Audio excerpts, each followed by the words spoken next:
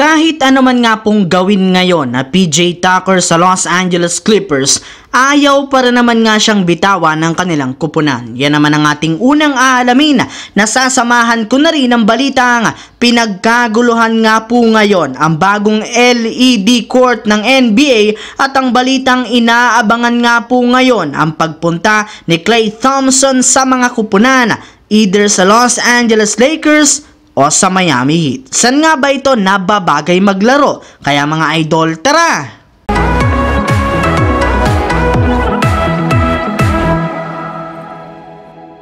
Naibalita ko nga sa inyo mga idol na matagal-tagal na rin naman nang hindi nakakapaglaro si PJ Tucker simula pa noong November 27. Kaya dahil dyan, naging vocal na nga ito sa publiko sa kagustuhan niya na mag-request ng trade sa Clippers. And since pinagbabawal nga ito base sa rules ng NBA na kapag desisyon nga po ang liga na patawan siya ng $75,000 o mahigit sa 4.1 million pesos dahil sa pagsasa publiko ng trade request nito. Ang problema lamang, kahit na naman nga pumpilit ni Tucker sa kanilang front office na i-trade siya, ayaw para naman nga nila siyang bitawan na siyang rason bakit hindi siya na-i-trade bago ang trade deadline. Ayon pa nga po sa ibinulgar ng isang NBA insider, mas gusto nga sana ng Clippers na i-buy out o i-waive na lamang ang kanyang kontrata. Ngunit tutol rin naman dito si PJ Tucker. Kaya sa huli, hindi pa rin sila nagkakasundo ng kanyang kupunan. As of now,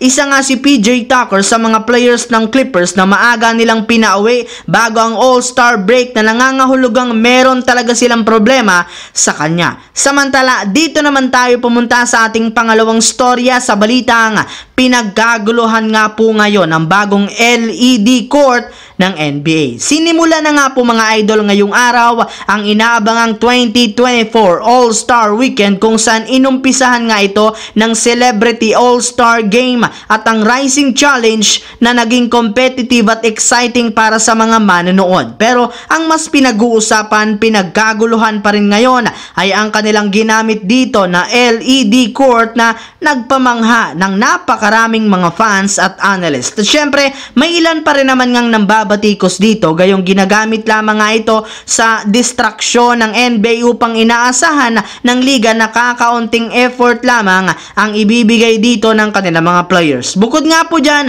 napakasakit rin naman nga sa mata ang pabago-bagong kulay ng court. Pero sa kabila nga po ng mga yan, hindi pa rin naman may kakaila na ginawa talaga ng NBA ang lahat ng kanilang makakaya upang magkaroon ng pagbabago sa loob ng liga, especially sa All-Star Game. Habang dumiretso naman tayo dito sa ating huling storya sa inaabangang pagpunta ni Klay Thompson sa Los Angeles Lakers o di kaya sa Miami Heat. Kagaya nga po mga idol ng naibalita ko sa inyo, kahit man napakaganda ng ginawang performance ni Klay Thompson sa pagkapanalo ng Golden State Warriors kontra sa Utah Jazz, plano pa rin naman ni Coach Steve Kerr na ibangko ito sa susunod na mga laban. At kasunod nga po niyan, may inilabas na nga pong balita ngayong araw si Shams Charania ng The Athletic na plano nga po ng kampo ni Klay Thompson na itest ang free agency once na maging isa na tong ganap na unrestricted free agent sa darating na off-season kapag natapos na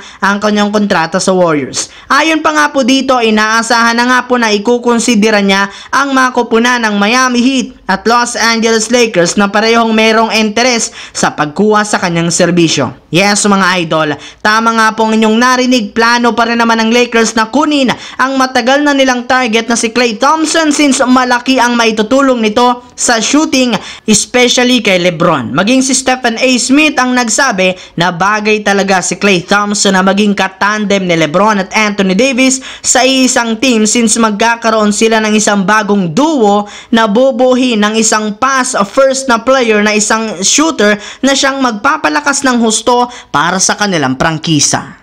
So yun lamang mga idol ang ating bagong video ngayon. Once again, this is your J-Zone TV. Don't forget to subscribe at syempre pindutin ang notification bell sa akin channel para lagi kayo maging updated sa mga videos na pinapalabas ko. Isang malaking shoutout sa lahat mga idol. Thanks for watching. Hopefully, nag-enjoy kayo ngayong araw na ito.